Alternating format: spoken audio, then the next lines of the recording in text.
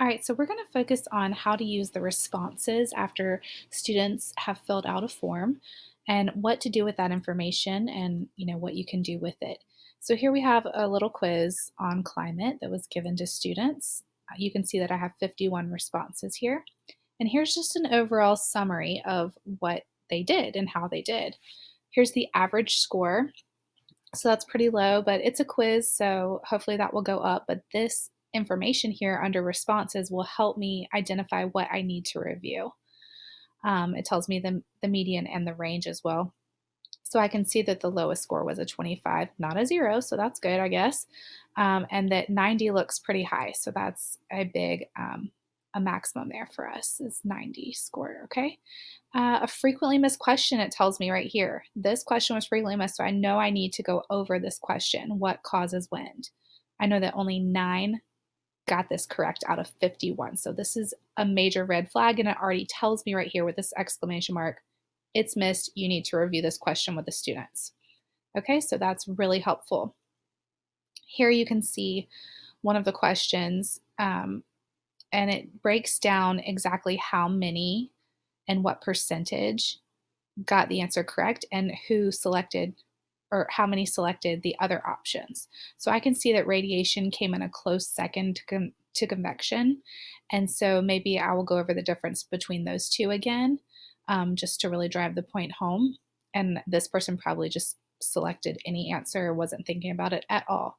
And let's say I really like this graph a lot and I want to copy the graph and use it for something.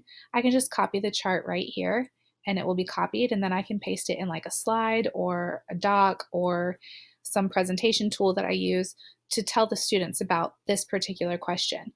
You can use this information whenever you're talking to the students because it doesn't have their names attached to anything.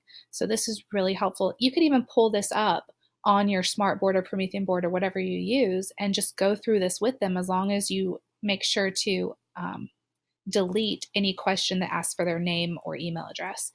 Then right here, you can just go through it with your students while you're talking to them as a class, as a review the next day. So this is super helpful.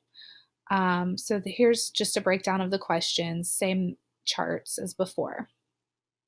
And then I can go to question, and I can look at a breakdown of each individual question if I wanted to look at it a little farther, or if I wanted to give partial credit for some reason after the fact, or if I wanted to provide feedback.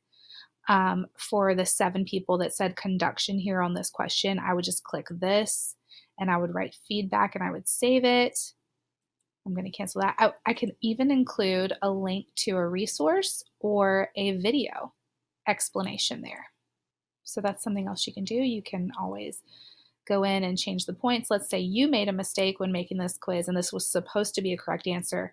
You can mark this as correct, or maybe after further discussion, you agree with the students that this is still an acceptable answer. You can go ahead and check that there, and then they will get that those points back.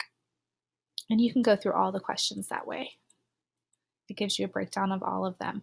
Right here where it says view options, it just shows you what the answer options were, so you can talk about that with them, and then you can look at the breakdown below with your students. Here is an individual response, so this would be connected to an individual student, so I wouldn't go over this information with your class or use it in a way that is directed to everyone. This would be with specific feedback or personalized feedback. You would want to go in and maybe add individual feedback for a particular person. You can even give partial credit for particular people here. Instead of based on the question or the answer, you're doing it based on the actual individual student in this section. So this is a great way to go in and even grade like short answer or paragraph questions would be here. That would be the way that you would want to give them credit there.